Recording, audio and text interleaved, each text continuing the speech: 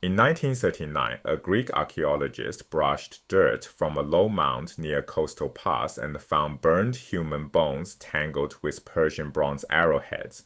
A story 2,400 years old, suddenly material. The bones of the 300 were real. The arrows that killed them still lay among them. This video isn't about the battle, it's about what the Greeks did after. Begin at the Hellespont, the narrow strait we call the Dardanelles. Xerxes had bridged it with ships lashed together by enormous papyrus cables. After Salamis, the Athenian general Xanthippus sailed north, captured the Persian fortress at Sestos, and seized those cables. He didn't burn them, he didn't sell them. He loaded them into triremes, Greek warships, and carried them home across the Aegean to be placed in temples. The bridge that invaded Greece became an offering to the gods who saved it. The cables were only the beginning. Captured Phoenician triremes, the warships of the Persian fleet, were dragged out of the water and dedicated at Poseidon's sanctuary on the cliffs of Sounion beneath the great Doric temple and at the Isthmus of Corinth. Picture this. An entire enemy warship hauled ashore, set upright, and given to a god. This is what a trophy meant in Greece, not loot displayed in a hall. A thank offering surrendered permanently to the divine. Hold on the logic for a moment. The Greeks credited their survival to the gods. So the materials of war, every cable, every ram, every captured deck, belonged to the gods. Spoils were not private property, they were sacred property. The Greek word tropaion, the root of our word trophy, originally meant a battlefield monument raised at the spot the enemy turned to flee. It was always religious. The modern trophy on a shelf is a hollow descendant. Now turn from objects to bodies. After the Persians were driven out, a party returned to Thermopylae, the narrow pass where Leonidas and his Spartans had died the year before. The dead had lain there exposed for months.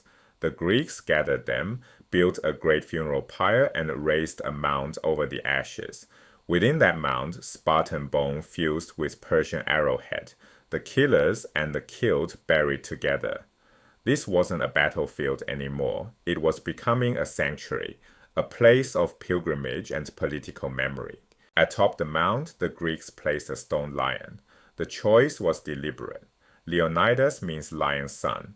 The monument punned visually on the king's name, stone wordplay over a mass grave. 2.5 millennia later, Spyridon Marinatos drove his spade into that same earth and pulled out the bronze arrowheads Herodotus had described. The historian's words and the archaeologist's trowel met underground. Legend confirmed. The 300 were not myths. The arrows were still in the soil. Beside the mound stood a stone. On it, lines composed by the poet Simonides. Just 12 words in Greek, the most famous epitaph in Western history. Go tell the Spartans passerby that here, obedient to their commands, we lie. Read it carefully. The dead are speaking. They address you, the traveler, and ask only that you carry word home. No boast of glory, no mention of Persia, only obedience and place. Here we lie. The monument turns every reader into a messenger. At Salamis, the Corinthians raised a cenotaph, an empty tomb, for their sailors lost at sea. The inscription contained a phrase that captures the entire Greek understanding of these wars. It honored those who fought when the affairs of Greece stood upon a racer's edge, not a triumphal march, not destiny fulfilled. A blade so thin the outcome could have tipped either way. The victors themselves believed they had nearly lost. That belief is the key to everything they built afterward. The cables in temples, the ships at Sounion, the lion on the mount. Pull back and see the whole. Cables coiled in temples, triremes beached at sanctuaries, bones beneath a lion, 12 words carved in stone. These were not separate gestures.